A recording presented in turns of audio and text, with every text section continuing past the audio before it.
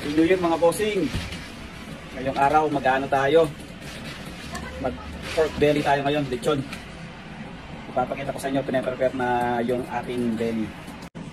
Mga bossing, ayan, pinaprepare na yung ating belly. Diba, nakaluto na niya, ikaw.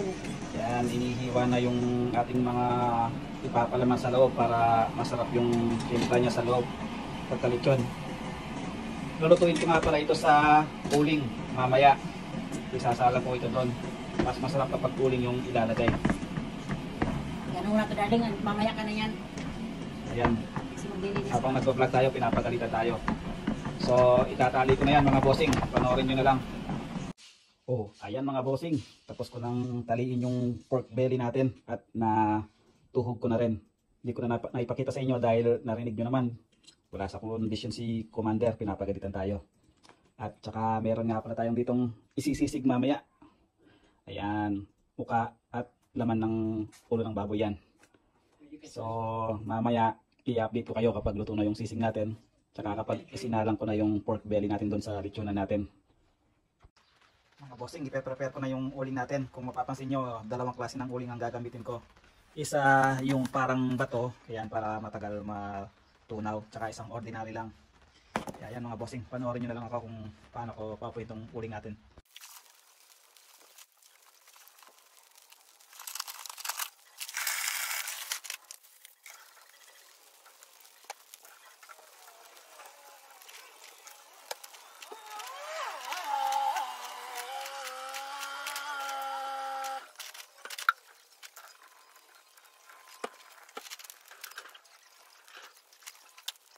Ipapakita ko yung sekreto sa inyo mga bossing kung paano palalakihin kagad yung apoy ng uling natin. Ito ang sekreto dyan, blower mga bossing.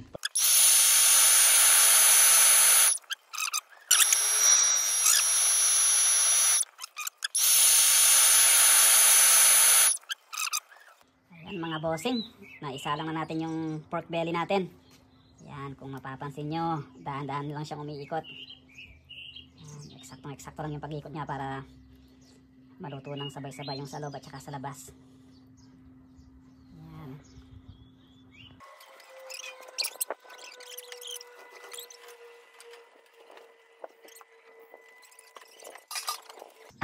Ayan mga boss, pagkatapos ng isang oras, ganyan na yung kulay ng pork belly natin.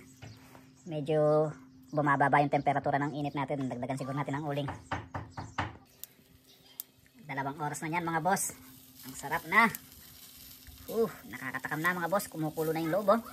Yan, magandang balita. Ibig sabihin, mainit na rin yung loob niyan. Kumukulo-kulo na eh. Sarap mga bossing.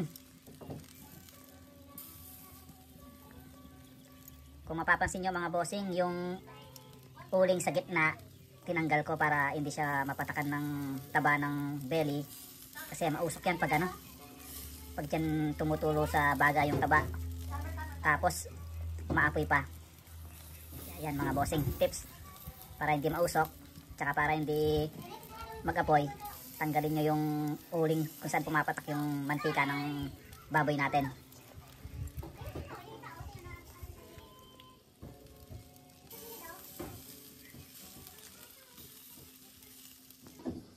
Ayan mga bossing, after 3 hours naluto din yung ating pork belly.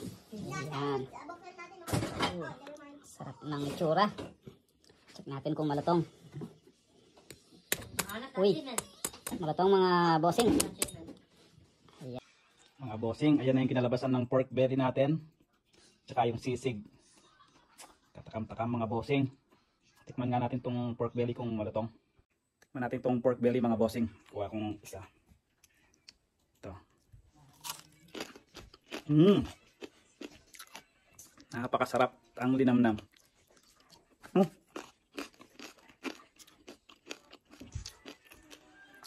Approve mga bossing, masarap talaga pag nilechon sa ano, sa uling.